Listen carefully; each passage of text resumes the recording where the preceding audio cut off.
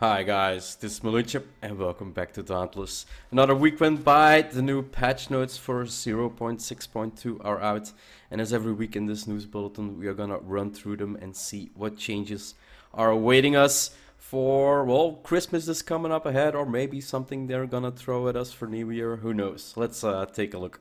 So release OB 0.6.2 is the final patch of 2018. Oh crap, yeah, those guys want their holidays as well. So a bit understandable. OB 0.6.2 is the final patch of 2018 and brings with it reworks to how damage is calculated to improved reliability, fixes for the plague of boneitis, and enough balance and quality of life improvements to fill Silver Nikola's bags. So quality of life. Behemoths are now less likely to twist, contort, or otherwise succumb to boneitis. We're still working to track down every case and complication, but we're on the case. Dr. DeVoe and Geiger look forward to hosting you and every Slayer who opposes boneitis at this year's charity gala. So the charity gala, are they gonna do something with New Year maybe at this year's charity gala? Yeah, with boneitis, basically, well, we've all seen it. Like the behemoth twists and turns, like in every possible way that he can turn. His ass becomes his head, and his tail is sticking out of one of his legs or something like that. And then after a while, he just like unfolds and presents itself completely again. So apparently they have been working. Well, it's been in the game for a long time, so they've probably been working on that for a long time, trying to fix it here and there. But now, yeah, they have less likely. So they're still saying that it's possible that it's gonna happen. Base damage, damage multipliers, lifesteal, lantern charge, and weapon meter charge now trigger more reliably of all weapon damage. This will also help weapons that previously didn't, such as the Warpike missile, Molten Edict's projectile, trigger effects such as lifesteal. This fix also resolves a bug which caused Behemoth spawned objects which were not being destroyed when behemoths were immune to staggering. So that's a really, really big one. That's a really big change, actually. Matter now trigger more all weapon damage, meaning that if you would do part damage or if you would do elemental damage, like the fire damage you do on him, it basically it made it happen that your damage multipliers wouldn't trigger off the part damage or the wound damage you did, only off the actual HP damage that you're doing. So that should trigger off more reliably. Really, really good fix. Ballistic salvo projectiles fired from umbral repeaters will no longer hang in the air. It wasn't only the umbral repeaters. In the last weeks, I've seen it more and more that like every time you fired your 3 heavy missiles at them, they stayed in the air where they basically hit the behemoth. Collision with foliage has been improved across the Shattered Isles. Even ferns cannot stop us now. So again, some bushes and probably some trees people were getting stuck at. So yeah, they made a big cleanup of the foliage in the game. So really looking forward. If it's, I haven't been stuck on a bush, I think, on logs or trees that fell on the ground. Yeah. The objective for the Call to Adventure quests are now much more evident. Can't really recall what the Call to Adventure quest is. Okay, but apparently it wasn't really evident what you needed to do. The progress bars will now accurately reflect percentage progress. Oh, that's actually pretty good. So we're getting, well, accurately reflected. But are we gonna get percentage progress on the actual progress bar? Okay, that's one to look out for. Slaying Velmer will now correctly give credit for the daily Blinded by the Light challenge, revved up like a deuce another Slayer in the night. Despite trees in the game attempting to develop the botanical version of boneitis, they are now less likely to snap and block players' vision. moved a tree on the Sovereign of Thrones that players could get stuck behind. Like, they moved one tree. That's how specific they are in how trying to fix it. Like, people, we have one tree, and everybody is getting stuck on him. Okay, I'll fix it. I'll put it in 6.2. Nice. Introduced more character creator refinement and polish. Eyebrows and eyelashes should not clip into heads anymore. Okay, character creator refinement and polish. So not really sure what they mean with that. If it's just a fix for eyebrows and eyelashes, or if there are gonna be more options there. I told in the last week that there is not gonna be well, your character is always gonna look the same. There is no body height that you can adjust, or body size, like longer arms, shorter legs, a fat belly, something like that. Unless that happens, there is not really a way. The gears make you look different. Where were we?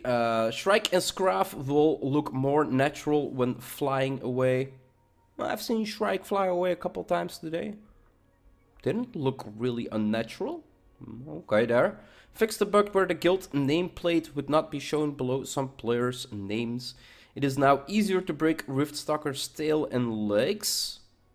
Well, he is a jumpy little fella, so yeah, that could be quite difficult to target though. So yeah, it should be easier now to break them, meaning they probably decrease the number on how much part damage you need to do before they actually break. The visual effects on the Embermane Lantern Hold ability have been completely overhauled. That's the visual effects. Ooh, okay. Introduced new audio and effects for the Sumo Squat emote. Fixed the bug that it caused Riftstalker weapons to not be sorted properly in the equipment vendor. Earning enough XP to finish and go past the reputation track will now carry the remainder over to the prestige track. Okay. Polished and optimized the environment, art and layout across all of the underworlds. Added new wind gust visual effects for Shrike's jump slam. Okay. Fixed an issue where Slayers could reorient or something, the word overdrive special dash while experiencing high latency. Scraff, Bloodfire, and Rezikiri weapon tooltips now correctly indicate that their bonus damage is for part damage.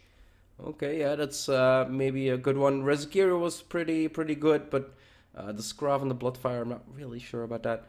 Radiant Prisons will now shatter after they take enough damage. Oh, no more. Basically, Radiant Prism is what you get if you revive somebody with Prismatic Rays. Prismatic Rays gives you or if you pick up from our new behemoth, if you pick up, I think it's the purple bar that's on the floor. Basically, you get a prismatic, a radiant prism around you, lasting for 10 seconds, I believe. And after 10 seconds, it will be gone, but you would be immune to 10 seconds. Now it actually has a damage number it can take, and then it will break. So no more 10-second invulnerability. If you take too much damage, it will break. Fix the bug that causes Slayers to appear bald while wearing the Sentinel mask. I wish I was only bald while wearing the Sentinel mask. The Hunt Pass rewards will now be shown to the player in the order that they are earned, from lowest level to most recent. Fix the bug that it caused Kashai's Vine Patches to sometimes not spawn and cause its leap attack area of effect to be offset. The offset is really a big one. The not spawn, yeah, it's gonna be a little harder to defeat them now if they all spawn correctly. Improved readability of damage numbers and fixed a bug that staggered text. So something happened to the yeah, I'm really not sure what the word means. Improved readability of the damage numbers. So I'm wondering, what did they change about it? I know I brought out a video where I talked about that. This is one of the changes I would like to see just go back, or well, keep the same colors but make them more bright and a little bigger, or float them down slower on the screen. So really looking forward to what they changed with this one. Players will no longer see hit and splash effects playing in the center of the map.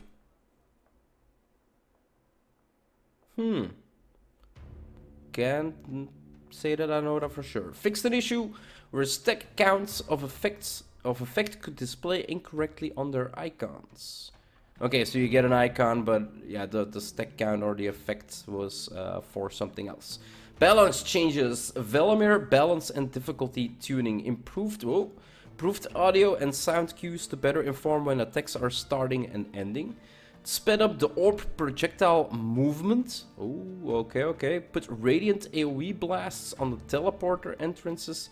So the teleport entrances is basically when he teleports away and he comes back in. Now when he comes back in, there's gonna be a radiant AoE blast, like he stomps on the floor with one of his feet, something like that. And so yeah, you don't want to be too close. Reduced pickup amounts in small and big galaxy patterns. Made buff pickup locations change based on the clockwise or counterclockwise rotations of orbs. Changed the circle around the drone pattern on normal Velamir to fire more beams simultaneously. Ooh, okay. Gave Velamir a chance to teleport directly on top of one player and start the small galaxy attack. Okay, so that's in conjunction with... where was it again? I just read it. Put Radiant AoE Blast on teleport entrances. So if they gave him a chance that he's directly gonna teleport on top of you, you're really gonna need to look out for that Radiant AoE Blast. Reduced orbit radius on Velamir's Rage Orbs to prevent them from hitting players outside of the Radiant Prism. That's a really good one, because basically you want to hit that Radiant Prism to break him, to be able to damage him if you're not trapped inside.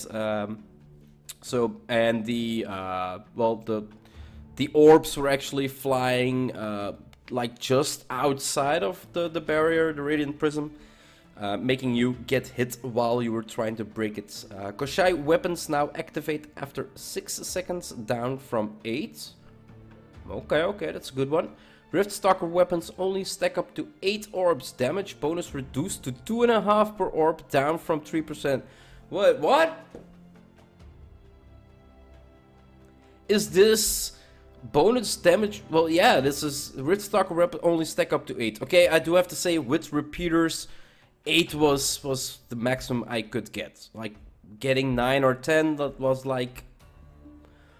some miracle should have happened at that moment. But yeah, 8 was where I'm gonna get. But even with 8, your damage shots become 350, 360, something like that, instead of the 250 they do, so 100 more damage.